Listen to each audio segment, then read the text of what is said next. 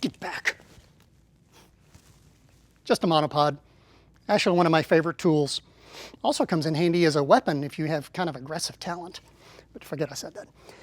You know, having the right tools is super important. When you're telling a story visually, whether it's a documentary or something that's scripted or reality or whatever it may be, everything that you use, cameras, tripods, lights, everything has to be in the service of the story. So if you want the camera to be really jerky, then get yourself a really crummy tripod and you'll be just fine. But if you want to be able to not be confined by inferior equipment, to be able to do smooth moves and to be able to do nice pans and tilts and whatever it may be, then it's really worth spending the time and money to make sure that you get the right tool for the job. And I'm all about that. In my 30+ years in this business, I have used so many different types of equipment, so many different brands and manufacturers. I have probably made just about every mistake you can possibly make. I've been the crash test dummy for a number of companies who give me their prototype or pre-production cameras, tripods, whatever, and see how they work, see how they do. And it's kind of been an interesting ride. But because of that, I'm kind of your consumer reports guy. You don't have to go out and do as much research as you might normally have to do because I've done a lot of it for you. And today we're going to be looking at some tripods from Benro. Benro is a company that I've just been very impressed by their equipment for the features, but also for the price. And I know I kind of sound like a salesman there, and I'm not. I just really like this stuff. Now let me give you an example of a few things they've got here that I like. And these are for lighter cameras, by the way. We have some heavier capacity tripods. We'll be talking about those too, but these are lighter capacity tripods.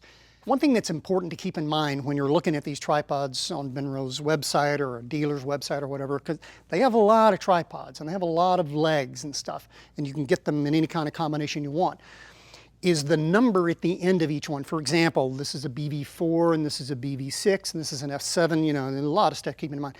But what you need to remember is that 4 or that 6 or that 7, those refer to kilograms of how much capacity, how heavy a camera you can put on these things.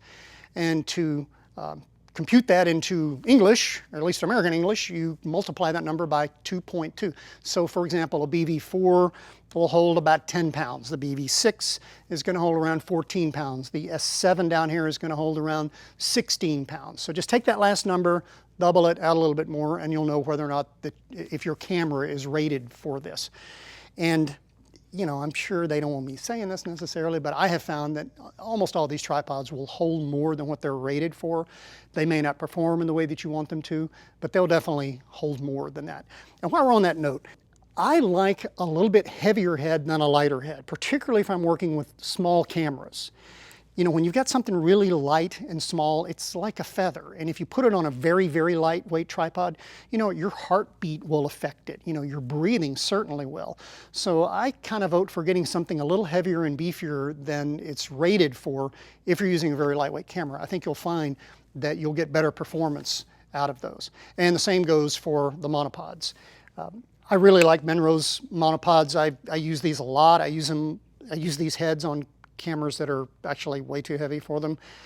You know, you don't want to walk around with one of these in your hand like this with your camera hanging off, especially if it's heavy, because yeah, it may go flying. But I have really gotten accustomed to using these to take that weight off my shoulder. And even if you're using a light camera, how long do you want to hold this out in front of you all day long?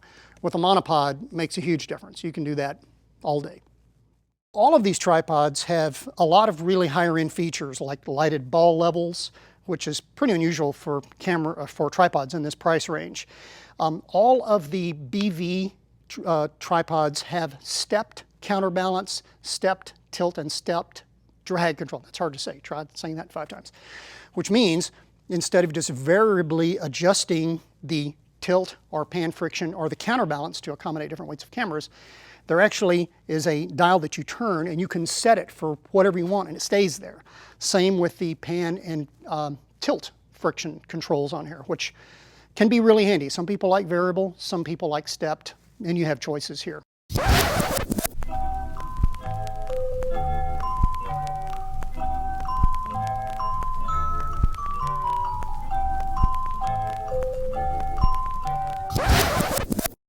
The S7, by the way, down here, which is on a pair of carbon fiber legs. These are aluminum legs. These carbon fiber legs are very high quality. In fact, Benro rolls their own carbon fiber at their factories.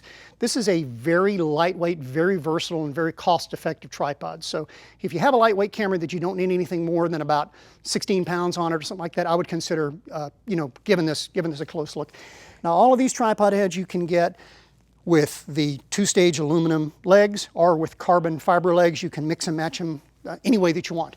But not only that, every single one of these tripods and the monopod comes with a really nice bag.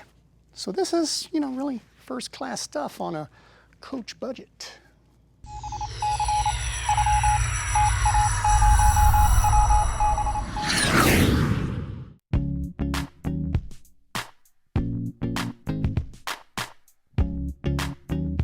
All right, so we're here with my trusty EX3 on the BV6, which is something that'll hold about 14 pounds. And with the BV in front, you remember that means that you have counterbalance and tilt friction and pan friction that are stepped.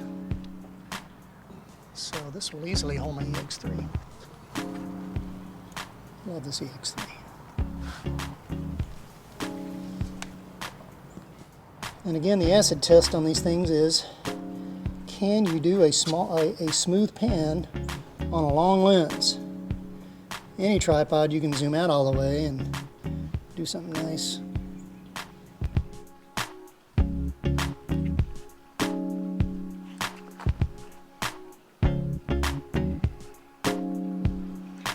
That's pretty nice, actually.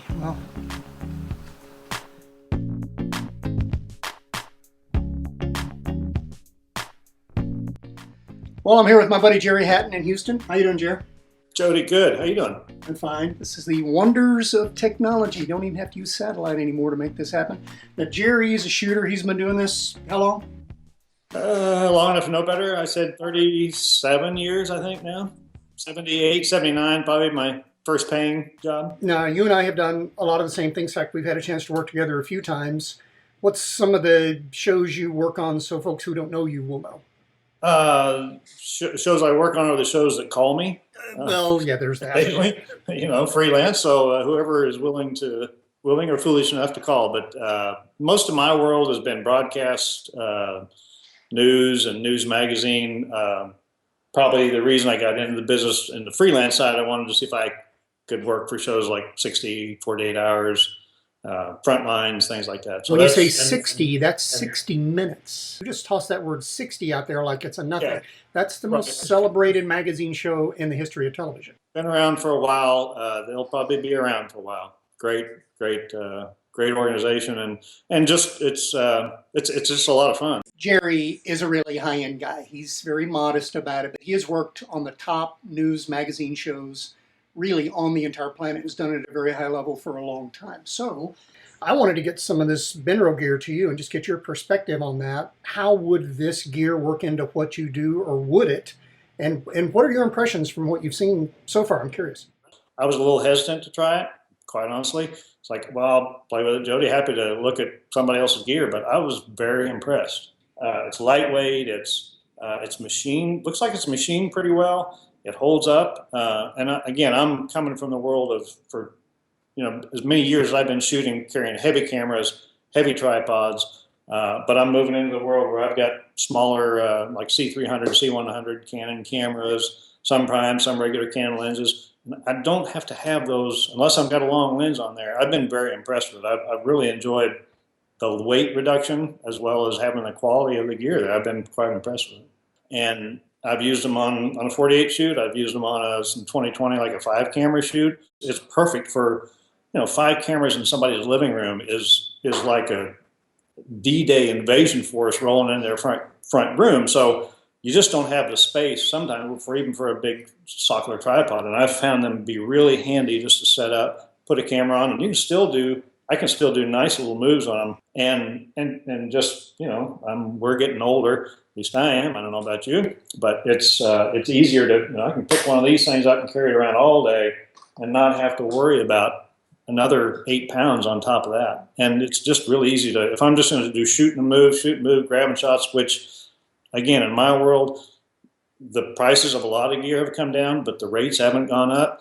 People, I find, come to me with a 1-day budget, but it's really a 2-day shoot. So I know I'm going to be shooting and moving. So this kind of stuff that you can make it smaller, lighter, and close to just as good in my mind, and maybe it's better in some because it's newer stuff and newer technology and newer materials.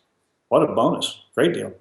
There's a lot of good brands out there. This stuff is one of them, and they're really coming on strong. I appreciate you sending me the stuff and having me have a chance to look at it, because it really was like, wow, I had no idea. It's great stuff. I think so too. And I guess the kind of bottom line takeaway from Jerry and from me is that this is worth taking a look at. So go get your hands on some and check it out.